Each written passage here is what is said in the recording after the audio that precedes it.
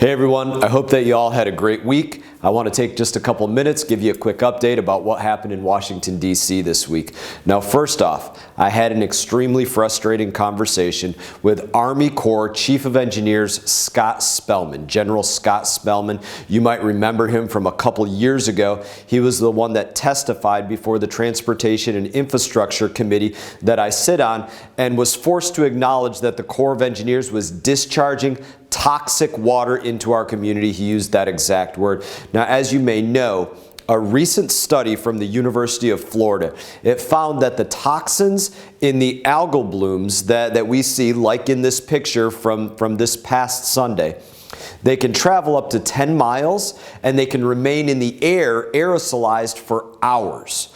Now, I asked Lieutenant General Spellman if the Army Corps of Engineers personnel who work at the Port Mayaca Lock and Dam on Lake Okeechobee, that's right here in this area, if those individuals, both soldiers, uniformed military personnel, and the civilians that work there, have knowingly been exposed to the poison that is this in the line of duty. And I'd ask you to take a listen. Would you say that your soldiers and personnel at Port Mayaca are being poisoned? No, I would not. I would say we're going to follow the... Are you willing to risk your career on the fact that your soldiers and civilians are not being poisoned? So we're going to follow the best guidance from the Florida Department of Health and the EPA. So it's not just that there's toxic water that they're having to work around that's pushed all the way up against the lock and dam. We have some jars of it right here. It's absolutely disgusting. It's so gross that you can smell it coming out of this glass mason jar. I can smell it right here.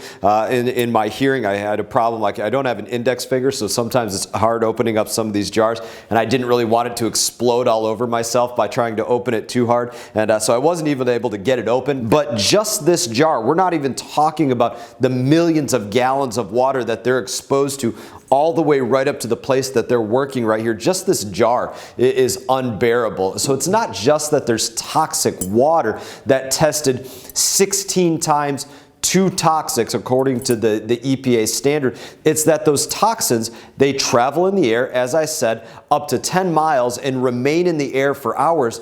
I would say that the people right here, they're not 10 miles away, they're just a couple of yards away. And so those toxins, they're breathing them in, not just for 10 minutes, which would be unbearable, they're breathing them for upwards of 10 hours a day. Most people that I bring out to this lock and dam to see what that is like and actually smell it, experience it, see what's going on out there, they can't stand it for 10 seconds. It's unbearable, it's an unbearable state, and it takes willful ignorance to think that the people that are working on top of this for 10 hours a day are not being poisoned. Floridians and military personnel are being poisoned, and I will keep fighting to hold those responsible that are being willfully ignorant to what's going on right here, to include every single person at the U.S. Army Corps of Engineers that is not doing the adequate research into what's happening right here. So in that, I want to shift gears.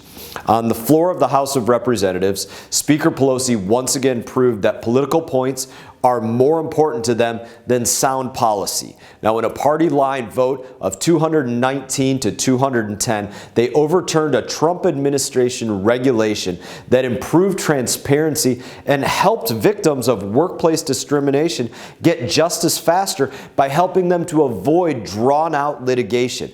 By allowing employers to request basic information about cases taken by the Equal Employment Opportunity Commission, employees are not subject to prolonged and expensive court cases. Now, while Republicans had issued a rule to update the opaque and ineffective practices at the EEOC to benefit employers and employees, Pelosi is spending their time trying to get rid of anything that has President Trump's name on it, no matter how much it does for employees or employers. It doesn't matter. If it has his name on it, she's going to work to get rid of it. No party has a monopoly on good ideas, and it's disappointing to see my colleagues on the other side of the aisle let blind partisanship dictate policy and bring about bad policy. I'm going to keep fighting to make sure that Congress passes legislation that actually benefits our community and actually benefits our country. Lastly, I want to give you a quick update on my ongoing battle against Speaker Pelosi's